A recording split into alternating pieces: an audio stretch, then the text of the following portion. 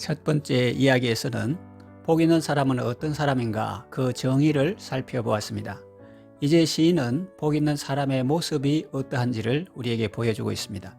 복 있는 사람은 마치 시냇가에 심은 나무와 같다고 말합니다. 시냇가는 나무가 자랄 수 있는 최적의 환경이라고 볼 수 있습니다. 평소에는 시냇가에 있는 나무나 들판에 있는 나무나 별 차이가 없는 것처럼 보입니다. 그러나 가뭄이 오면 그 차이가 확연히 드러납니다. 꼭 시냇가는 아니더라도 주변에 약간이라도 물기가 있는 나무는 그나마 낫습니다. 뿌리를 그쪽으로 깊이 내려서 생존하려고 애씁니다.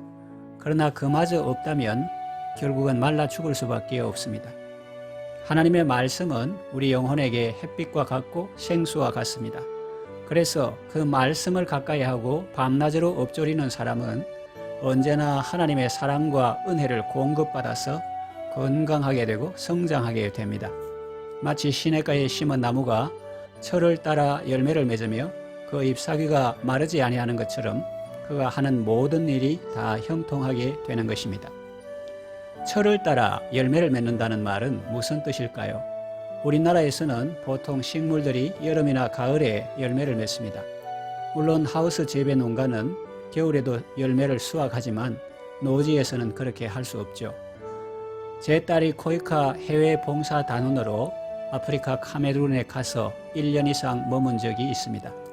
그 나라는 적도 부근이라 식물이 늘 꽃을 피우고 열매를 맺는다고 했습니다. 철을 따라 열매를 맺는다는 말은 때가 되면 열매를 맺는다는 의미가 있지만 어떤 상황에서도 그 상황에 맞는 열매를 맺는다는 의미도 있는 것 같습니다. 모든 상황에서 주께 합당하게 행하여 범사에 주를 기쁘시게 한다는 의미죠.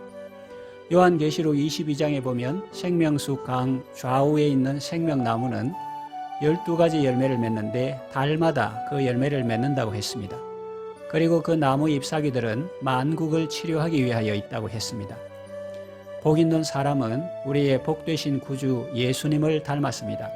어떤 상황 속에서도 그리스도와 연합함으로 생기 있고 건강하고 좋은 열매를 맺습니다. IMF나 코로나 시국에 보통 사람들은 다 힘이 듭니다. 식물에게 있어서 가뭄과 같은 현상이죠. 그러나 같은 세상을 살아도 그리스도와 연합된 성도는 그 속에서도 주님과 동행하고 주님이 공급하시는 은혜와 사랑으로 잘 버텨냅니다. 그저 버텨내는 정도가 아니라 오히려 변함없이 생명력 가득한 모습을 보여주며 그 진가를 드러냅니다. 우리가 당하는 어려움에는 코로나처럼 전 세계적인 것도 있지만 국제적인 것도 있습니다. 그리고 개인적으로 당하는 것도 있습니다. 자신의 질병으로 고통당할 때도 있고 사랑하는 가족과의 사별로 큰 슬픔을 당할 때도 있습니다. 이것은 개인의 삶에 임함, 가뭄 같은 상황이라고 볼 수 있습니다. 그럴 때 보통 사람들은 낙심하거나 절망하거나 좌절하거나 우울함에 빠질 수 있습니다. 그러나 하나님을 가까이 하고 늘 말씀을 읊조리는 사람은 주님이 함께 하시고 은혜를 주심으로 그런 상황 속에서도 주님 보시기에 아름다운 열매를 맺습니다.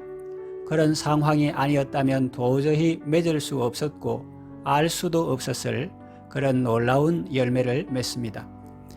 이 세상을 살아갈 때 그리스도인이라고 왜 어려움이 없겠습니까? 비그리스도인들과 똑같이 어려움을 당합니다. 차이가 있다면 비그리스도인은 평소에는 하나님의 일반 은총으로 살다가 인생에 가뭄이 오면 견디지 못하지만 그리스도인은 그런 상황 속에서도 그리스도와의 연합을 통해서 하나님께서 계속 사랑과 은혜와 생명을 공급해 주시기 때문에 넉넉히 살아갈 수 있다는 것입니다.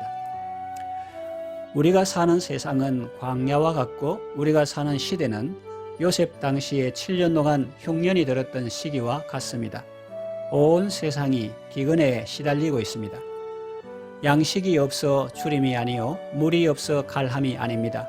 하나님의 말씀을 듣지 못한 기갈입니다.